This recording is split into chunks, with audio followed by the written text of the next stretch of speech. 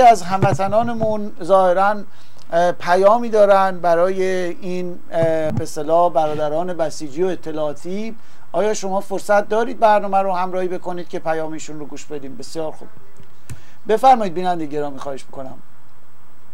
درود بر شما دکتر فانی نازنین. درود بر شما عزیز، بفرمایید خواهش میکنم. در خصوص این دوستانی که میان اطلاعاتی ان، بسیجی ان، پایگاه بسیج ان، هر جا هستن یا تو خونهشون نشستن فکر میکنم اونجا پایگاه بسیج زنگ میزنن، فقط میخواستم یه کلام بهشون بگم. برادر من، خواهر من، هر چیزی که نشستی، از من که دیگه بزرگتر نیستی. من یه عمری تو اینا بودم، یه عمری تو اینا زندگی کردم. اون بیتی که شما آرزوت بری توش بشین، آقا تو ببینی، من رفتم آقا تو از نزدیک دیدم، توشون زندگی کردم. دیگه به کجا میخواین برسید؟ میخوای بهت بگم الان بچه‌های خودشون دارن یواش یواش پولا رو میکشن بیرون از ایران، برن هر جای دنیا توی سوراخ‌موش قایم بشن. خودشون هم میدونن روزای آخرشونه، خودشون هم میدونن چه خبره. شما رو گذاشتن به عنوان یه مترسک اون وسط، یه حقوق چندقاضی بهت میدن، بیای به خط تلفن به هموطن خودت بگی بی‌ناموس. آخه من نمیدونم تو به چی اعتقاد داری، تو به چی اعتقاد داری؟ یعنی اگه اعتقاد داشتی به هموطن خودت میگفتی بی‌ناموس؟ مطمئن باش اینا روزای آخرشونه. تو هم مثل یه آشغال پرت میکنن توش دست آشغال، همون کاری که با من کردم. بذار خیلی راحت بهت بگم، من تو تمام این دم و دستگاهی که تو الان رفتی تا تهش رفتم، دوره هاشون رو دیدم، باهاشون هم سفره بودم. حالا نمیتونم مشخصا اسمشون رو بگم چون برای خودم، خانواده‌ام و همه اینا مشکل داشته میشه. فقط بهت دارم میگم چشمتو باز کن. یعنی با هر چیزی که اعتقاد داری، به هر چیزی که میپرستی، اگه مسلمونی، ما خودمون بچه هیئتی بودیم، یه اعتقادی داریم، به همون اعتقاد قسمت میدن.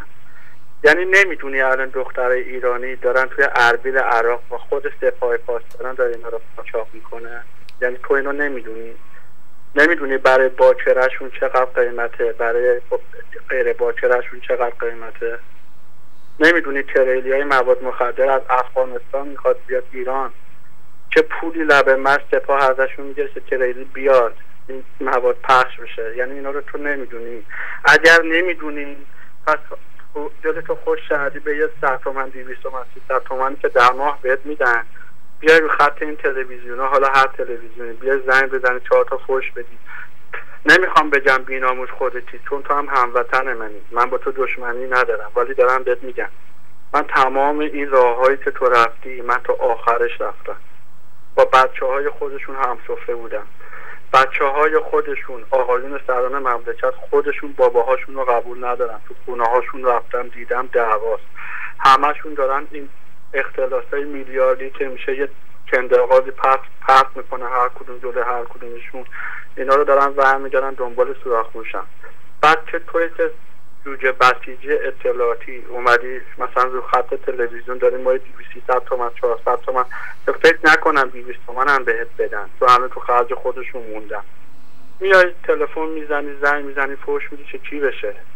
یعنی واقعا تو خیابونا نیستی، تو جامعه نیستی، تو مردم نیستی. اگه ادعات میشه اطلاعاتی، نمیدونی الان وضع مردم چجوریه. همین گزارش هایی که پخش کردن من دیگه نمیخوام وقت برنامه رو بگیرم، فقط دلم سوخت به حال مردمی که امکان اینو ندارم بیان رو خط جواب شما جوجه اطلاعاتی رو بدم. دکتر عرفانی عزیز، دکتر افتخاری عزیز، درود به شرفتون، زنده باشید. مطمئن باشید ما اجازه نمیدیم. من به شخصه با همشون در ارتباطم، با بچهای همشون در ارتباطم. اخباری حالا جست و قوقشه بهمون میرسه، در اختیارتون میذاریم. فقط میخوام به این جوجه اطلاعاتی که میان رو خط بگم به وجدان خودتون مراجعه کنید، به هر اعتقادی که دارید، به هر چیزی که میپرستید، برید تو خیابون وضع مردم رو ببینید. اصلا ما دروغ میگیم. خودت ببین تفاوت قیمت هایی که از الان هست همین یه سال پیش. خودت ببین میتونی بری خرج زن و بچت رو در بیاری. اگه آدم فروشی نکنی پولی بهت میدن؟ خودت هم باید بری تو خیابون بخوابید. نکنید این کارا رو. مطمئن باشید یه روزی این رژیم که عوض میشه 100%. این روز برای من روشنه. این رژیم عوض بشه، اون مای 200 تومن که بهت نمیدن هیچی، به خشم این مردم گرفتار میشی، میگیرن میبرن سینه دیوار، یه تیر خلاص هم میزنن تو مغزه. نکن این کارو برادر من، نکن این کارو. من تا آخرش رفتم، با خودشون بودن، جزء خودشون بودن، ولی بلایی سر من آوردن. این دوستانم دنبال ردگیری تلفن نگردن، چون من تو ایران نیستم. زحمت به خودتون ندید، تلفن منو نمیخواد ردگیری کنید، ولی انقدر توی شماها با من در ارتباطم، حرفاشون رو به من میگن که من بیام به تلویزیون دیدگاه اطلاع بدم و حالا با ذکر منبع، بدون ذکر منبع، به گوش مردم برسوند. نکنید این کارا رو. آقاتون هفته پیش 4 روز پیش مریض بود، به زور آمپول و سرم و دوا درمون آوردنش به جلسه. بشین جلسه‌ش رو توی که اطلاعاتی، بشین به عنوان یه آدم عاقل، بشین این حرفای خود آقاتون رو گوش بده. ببین انقدر داره مزخرف میگه که خودت هم خندت میگیره. میدونم که میخندی، چون بچه‌هاش که با من در ارتباطن خودشون دارن میگن با وجودمون اومد یه چرت و پرتی گفت. خودشون توشون دعواست. بعد شما اومدین شدین کاتولیک‌تر اسباب میان رو تلویزیون مثلا 4 تا فوش بدین. به کجا میرسید؟ کجا رو می‌بینید؟ خشم مردم رو نمی‌بینید؟ اسید پاشی شد به دستور امام جمعه اصفهان. چی شد؟ رئیس فرمانده نیروی انتظامی آقای احمدی مقدم که اومدی به خاطر وجدان، یه ته وجدانی که داشتی، اومدی عذرخواهی کردی، گفتی من به خاطر چهریزت، به خاطر رفتاری که بعضی از مامورای پلیس با مردم میکنن عذر میخوام از مردم. چی کارش کردم؟ شبونه بهش گفتن زر زیادی نزن، برداشتم عوضش کردم. دیگه از احمدی مقدم بالاتری که میای رو خط تلویزیون مثل یه دستمال کاغذی پرتش کردن تو سطح آشغال. حالا توی بیا زنگ بزن. کجا رو میخوای بگیری؟ به چی میخوای برسی؟ منی که یه عمر توشون بودم عین دستمال کاغذی پرتم کردم. 4 سال تو سلول انفرادی بودم. 4 سال به اسم همون امام حسینی که واسه سینه میزنی منو زیر انواع و اقسام شکنجه گذاشتن. چی رو میخوای ثابت کنی؟ به چی میخوای برسی؟ کد داری؟ اصلا دلت خوشه بهت کد دادن؟ کد چند رقمیه؟ بذار بهت بگم اون کد 2000 واسط نمیارزه. به موقعش بشه ببینن خیلی اطلاعات داری، کنان بلایی سرت میارن، چه خانوادت چه هیچی. هزاران هزار آدم من بخوان دنبال سنگ قبرت بگردم تعداد نمیکنن. حالا منو نگاه نکن که تونستم از ایران خارج بشم، به فکر خودتون باشید. واقعا دلم براتون میسوزه که مختون رو شستشو دارم مثل کاری که با من کردم، ولی خدا رو شکر میکنم الان یه جایی هستم جام امنه. و تا روزی که نفس تو سینه داشته باشم هر موقع بیان اینجا چرت و پرت بگین، اینا تو این تلویزیون تمامتون رو رسوا میکنم، پدرتون رو در میارم به خاطر بلاهایی که سر من و امثال من تو زندان‌های جمهوری اسلامی رسید. شما انسانی، شما وجدان دارین، شما شرف دارین. رهبرتون فکر کردین دارش به حال شماها میسوزه؟ به چی دل خوشید؟ از کجا دارید پول میگیرید؟ اگه واقعا یه وجدان شرف دارید، یک ذره شرف دارید، یک ذره آبرو دارید، یک ذره حلال و حرام سرتون میشه، به عنوان یه برادر کوچیک‌تر بهتون نصیحت میکنم.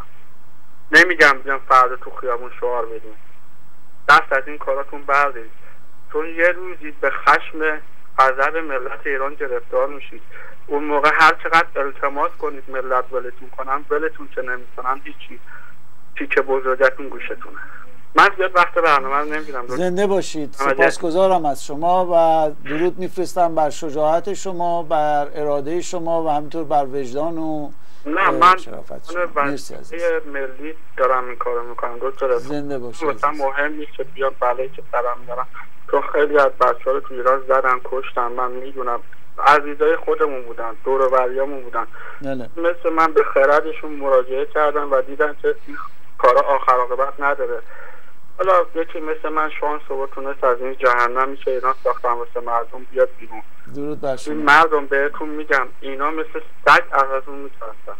یعنی کافیه به خودتون بیان، وحدت داشته باشید. همین جیم تیوی که شما میبینید بذارین بهتون بگم دکتر افایم، این جیم تیوی دقیقا سال 88 مردم تو خیابون بودن.